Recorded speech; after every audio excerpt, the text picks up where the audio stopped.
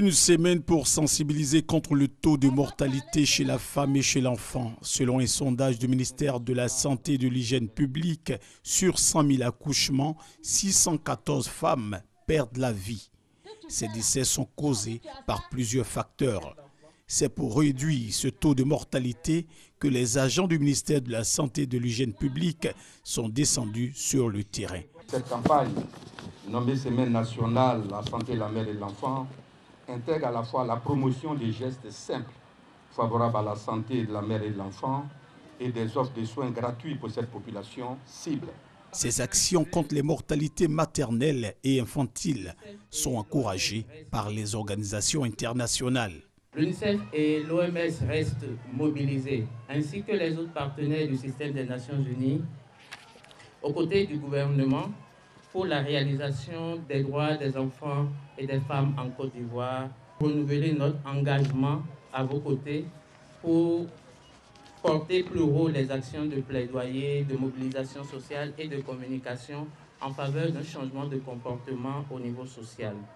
Cette campagne de sensibilisation a permis aux participants d'apprendre quelques gestes simples qui vont protéger la santé de la mère et de l'enfant. Le centre de santé, Sylvia s'y rend rarement, mais ce matin, la jeune travailleuse doit s'y résoudre. La pression de son activité professionnelle a fini par avoir raison de sa santé. Ces derniers temps, je dors peu, je me réveille un peu tôt, vu mon emploi du temps.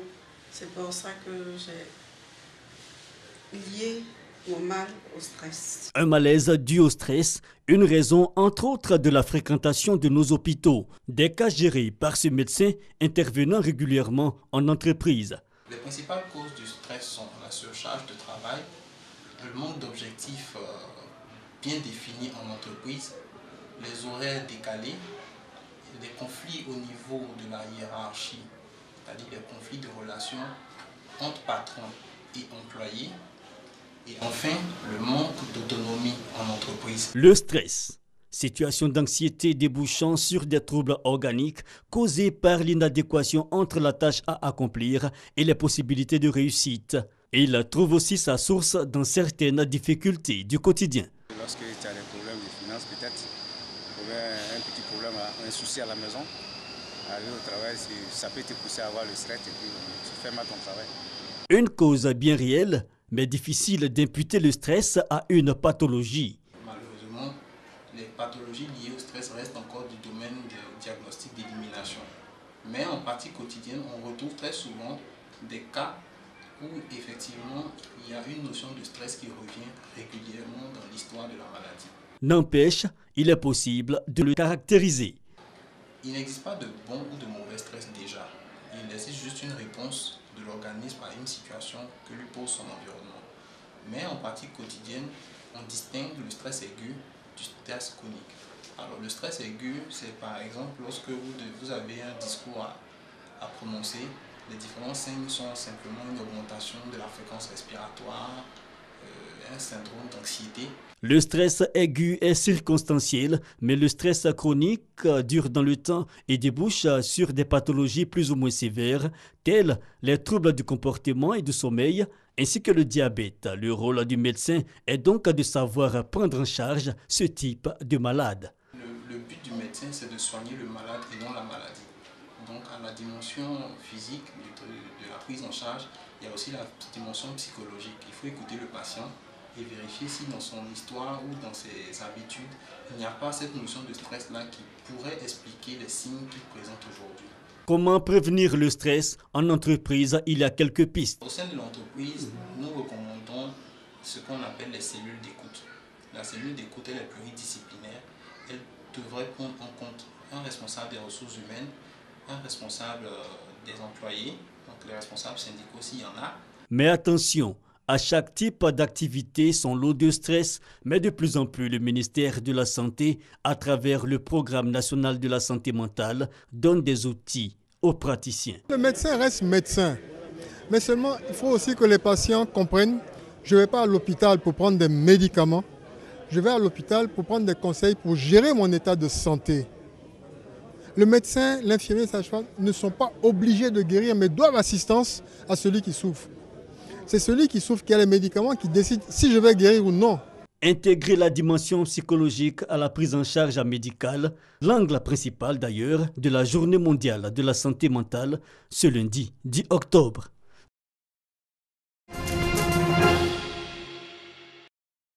Cyclistes imprudents, piétons distraits, véhicules garés en double file.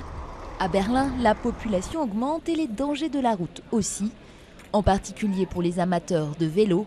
Avec ses infrastructures anciennes et l'augmentation de la circulation, la capitale allemande n'est plus vraiment l'amie des cyclistes. Les cyclistes peuvent être vraiment agressifs. Moi personnellement, je pense qu'ils sont plus dangereux que les voitures. Je ne dirais pas que c'est tout le temps périlleux, mais il y a parfois des situations ou des endroits qui sont vraiment dangereux. Le nombre d'accidents, parfois mortels, est en augmentation dans la capitale allemande. Les associations de cyclistes berlinois se sont donc rassemblées en initiative populaire. Objectif : obliger le Sénat de la ville à organiser un référendum proposant un plan de développement des infrastructures vélo, avec notamment l'aménagement de voies rapides et l'élargissement des pistes existantes. Le vélo, c'est bon pour Berlin. Ça aide à la protection de l'environnement, ça réduit le bruit, les gaz d'échappement. Si on veut améliorer la ville, il faut parier sur la circulation des vélos. Les organisateurs doivent rassembler 170 000 signatures de Berlinois en 4 mois pour obtenir l'organisation du référendum. Ils chiffrent leur projet à 320 millions d'euros, mais à la mairie, on avance une toute autre somme, 2 milliards d'euros. Pour l'une des villes les plus endettées d'Allemagne, la facture serait salée. Le maire adjoint a donc un autre projet.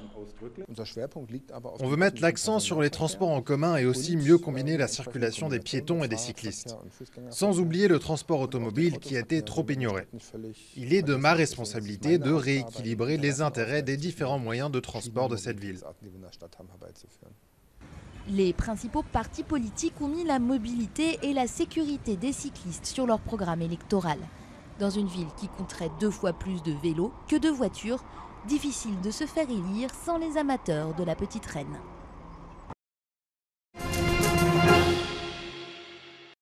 Le 10 octobre 1903, l'aspirine est mise en vente en Allemagne. L'antidouleur le plus connu au monde a une histoire. Celle-ci germe de l'Antiquité, il y a plus de 4000 ans, où il a utilisé sous sa forme naturelle l'écorce de saule. Les toutes premières traces de son utilisation viennent d'un papyrus égyptien, puis de la Grèce antique et d'Hippocrate. Au Moyen-Âge, il servira sous la forme de décoction à lutter contre les douleurs de l'enfantement, puis à traiter les inflammations. L'écorce retombera dans l'oubli quelques siècles, puis au 19e siècle, avec le développement de la chimie et des laboratoires, il refait surface. Un Français, Pierre-Joseph Lacroix, isole le principe actif de l'écorce du saule, la salicyline, développée plus tard par des Allemands puis des Italiens. L'acide salicylique se répand sous la forme de sel pour traiter fièvre et douleurs, mais provoquera des douleurs d'estomac. En 1853, Charles-Frédéric Girard fabriquera un dérivé moins corrosif. 30 ans plus tard, l'histoire s'accélère. Le chimiste Felix Hoffmann, travaillant pour un laboratoire allemand, reprend les recherches et dépose un brevet. L'aspirine est née. Au cours du XXe siècle, le précieux médicament entre dans les pharmacies et dans les ménages. Aujourd'hui, 40 000 tonnes d'aspirine sont produites dans le monde chaque année. De quoi donner la migraine, heureusement qu'il y a l'aspirine.